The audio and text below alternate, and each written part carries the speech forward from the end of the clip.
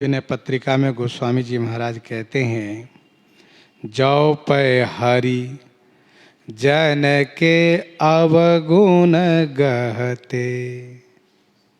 जौ यदि पैमान निश्चय ही भगवान अपने दास के अवगुण को ग्रहण करते तो इसका मतलब यह है कि श्री राम जी अपने भक्त के दोष को ग्रहण नहीं करते हैं।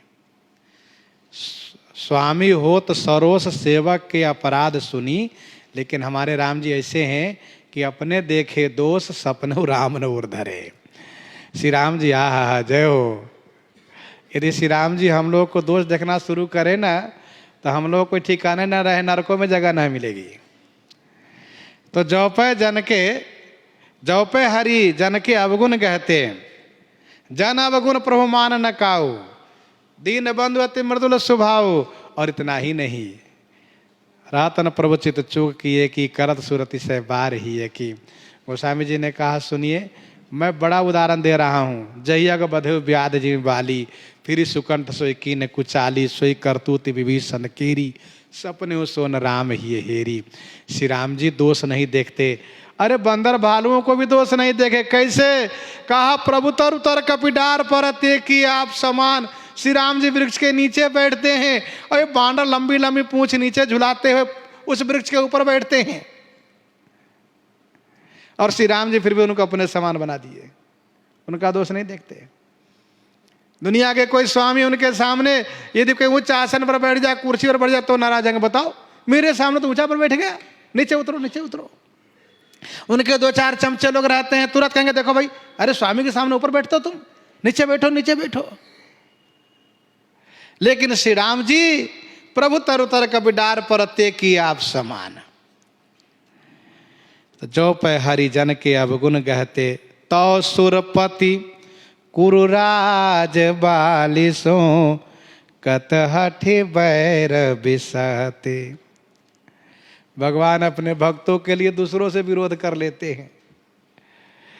तो सुरपति बड़े बड़े से विरोध करते हैं। सुरपति देवराज इंद्र से विरोध कर लिए। कुरुराज कौरव दुर्योधन 100 भाई से विरोध मान लिए, और बाली से विरोध मान लिए। हाँ, हठी बैर बेसहते, हठी जबरदस्ती बैर बेसहते। बेसाहना खरीदने को कहते हैं। श्री राम जी जबरदस्ती बैर भाव मोल ले लेते हैं, खरीद लेते हैं। भगवान श्री राम श्री कृष्ण अवतार में देवराज इंद्र से विरोध मान लिए। कब? श्री कृष्ण भगवान सत्यभामा जी को साथ में लेकर के नरकासुर को मार दिए। उनके गए बिना उनका उद्धार नहीं होने वाला था। इसके बाद ठाकुर जी उनको ले गए स्वर्ग घुमाने, और स्वर्ग में श्री कृष्ण को देवराज ने बड़ा सम्मान किया। उसने सत्यभामा को मानसी मान करके उनको उपेक्षा किया और कहा, ये पारिजात के फूल इसको नहीं देना है, ये उसके लायक नहीं, मानुसी हैं। तो भगवान श्री कृष्ण समझ गए कि बताओ, हमारी प्रियतमा को, हमारी प्रिया जी को ये सच्ची अनादर करती हैं। अच्छा ठहरो, मैं एक लीला करता हूँ। भगवान श्री कृष्ण ने कहा, सत्यभामा जी आपको स्वर्ग के बागों में उपवनों में घुमाऊं? कहा बिल्कुल स्वामी, बहुत अच्छी बात है। ले गए बाग घुमाने, वहाँ पारिजात के वृक्ष को देखा तो सत्यभामा जी ने कहा, स्वामी इसको लिए चलिए, हम अपने आंगन में लगाएंगे और इसके फूल को सजाएंगे बाल में, और फिर बड़ा आनंद आएगा। भगवान श्री कृष्ण उसको उखाड़ के गरुड़ पर रख लिए। तो वन के रक्षकों ने तुरंत विरोध किया, और जब विरोध किया तो सत्यभामा जी ने बहुत कड़े शब्दों में उनसे कहा कि जाओ, यदि कहना उन सची से कि तुम्हारे पति में दम हो तो रोक करके देख लें। अब ये वृक्ष तो मैं ले ही जाऊंगी, क्योंकि उसने मुझे मानुसी समझ करके अनादर किया, पारिजात के एक फूल नहीं मुझे अर्पित किया, मैं संपूर्ण पारिजात को ले जा रही हूं। अब इस प्रकार से उन शब्दों को ले जा करके कहा उन वन के रक्षकों ने, तो सच्ची एकदम से तिलमिला गई, और तिलमिला करके देवराज को प्रेरित किया। देवराज देवताओं को लेकर के युद्ध शुरू कर दिए भगवान श्री कृष्ण से। लेकिन भगवान श्री कृष्ण के सामने कुछ नहीं चला। उनको विवश कर लिया, उनके वज्र छीन लिए, लाचार हो गए। विनती करने लगे। फिर प्रभु ने कहा, फिर सत्यभामा जी ने दया करी, फिर कहा लो तुम अपना वृक्ष रखो, मुझे नहीं ले जाना है, ये तो तुम्हारी पत्नी के गर्भ तोड़ने के लिए हमने ये सब किया। सत्यभामा जी ने कहा, लेकिन देवराज ने कहा नहीं नहीं प्रभु, सब तो आप ही का है, हम भी आपका है। अच्छा किए कि मेरे अभिमान को आप नष्ट किए। मोहि रहा अति अभिमान, नहीं को मोहि समान, बड़ी कृपा आपकी हुई, महाराज इसको लिए जाइए। कहा नहीं नहीं, कहा ऐसा करिए, लिए जाइए, जब तक आप भूलोक में रहिए तब तक आपके आंगन में रहेगा, जब आप भूलोक छोड़िएगा तो फिर ये स्वर्ग चला आएगा। कहा ठीक है। तो सत्यभामा को लेकर के भगवान श्री कृष्ण देवराज से विरोध कर लिए और युद्ध भी किए, बड़ा भयानक युद्ध हुआ। तो भगवान अपने भक्त, अब जरा सोचिए कि यदि सचिन उनको मानसी मान ही लिया, कह ही दिया, तो क्या बिगड़ गया भाई? बिगड़ता तो कुछ नहीं, लेकिन एक मान सम्मान की बात होती है। साधु है सह लेते हैं, साधु ही सहते हैं, हर कोई नहीं सह पाता है। लेकिन अब सत्यभामा जी को यदि मानुषी कह करके उन्होंने अपमान कह ही दिया तो क्या बिगड़ गया? क्योंकि सचमुच मानुषी है। भगवान श्री कृष्ण मनुष्य बने हुए हैं, लीला कर रहे हैं, भूलोक के रहने वाले हैं। और फिर सागर मंथन के समय ही ये सुनिश्चित किया गया कि पारिजात ये स्वर्ग में ही रहेगा, तो क्या आपत्ति थी? भगवान श्री कृष्ण सत्यभामा को समझा सकते थे, कोई बात नहीं, देवी इसमें नाराज नहीं होना चाहिए। लेकिन ऐसा कुछ नहीं, सत्यभामा के मान रखने के लिए श्री कृष्ण वह सब किए जो सत्यभामा जी ने चाहा। सत्यभामा जी के दोष नहीं देखे, स्वाभाविक है, अपने को दोष कोई नहीं देखता है। तो भगवान के भक्त अपने हैं, इसलिए भक्त के दोष नहीं देखते हैं, वही अपने को दोष कोई नहीं देखता है। माना कि हाथ ने गलती किया, ये खंडित हो गया, फिर भी लोग क्या करते हैं, इसको डोरी से लगा कर गले में इसको झुला लेते हैं, टांग लेते हैं, हृदय से चिपका कर रखते हैं, ये अपना है, कोई बात नहीं। और दूसरा कोई गलती किया होता तो हटा देते हैं, लेकिन हाथ ने गलती किया है, टूट भी गया, तभी इसको गले में टांग लेते हैं कि ये अपना, हृदय से लगा के रखते हैं। वही अपना सबको प्रिय होता है, सबके प्रिय सेवक है नीति। तो भगवान अपने भक्त से बहुत प्रेम करते हैं।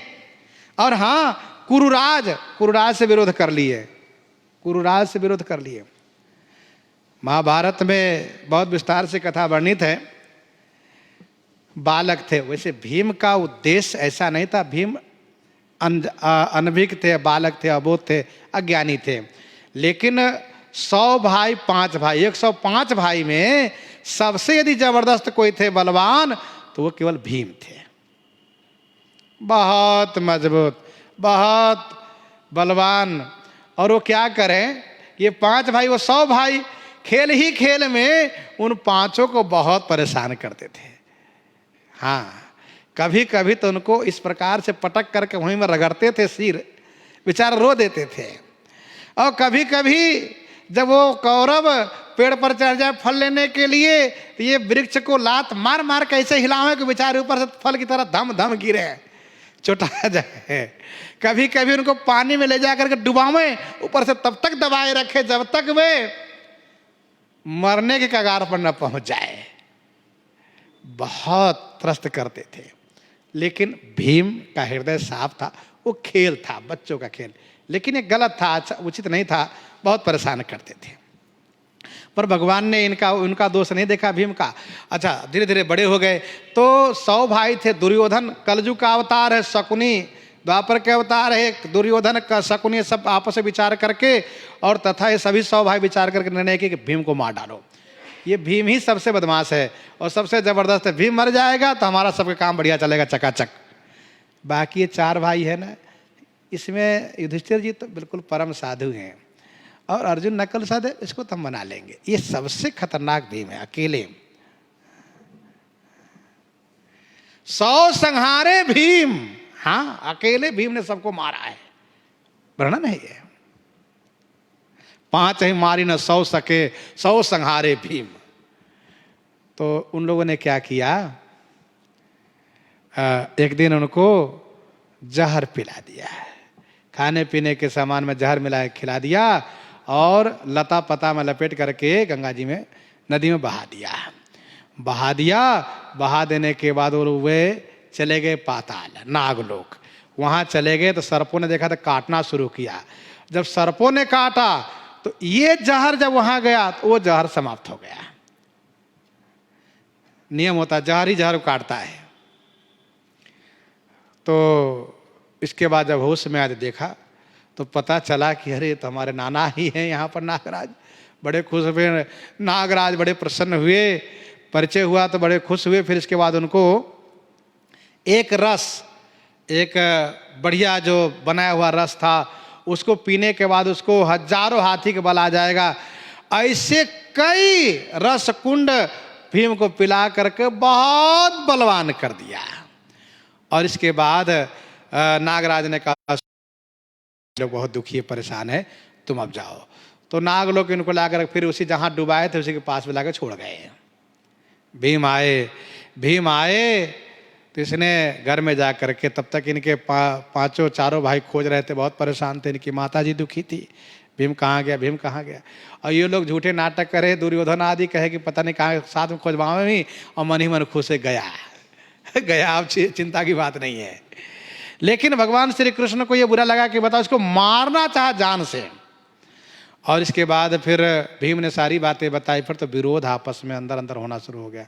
युधिष्ठिर जी समझाते गए, फिर इसके बाद तमाम तरह के उपाय करते गए। एक बार फिर जहर पिलाए, लेकिन अब भीम को जहर का कोई फर्क नहीं पड़ता। अब खिलाओ पिलाओ कोई चिंता नहीं है। मौका पाते फिर पटक के मारते हैं उनको। अब इसके बाद लक्षागृह में जलाने का प्रयत्न किया, विफल रहे वे। तो भगवान श्री कृष्ण पांडवों को साथ देना शुरू किए।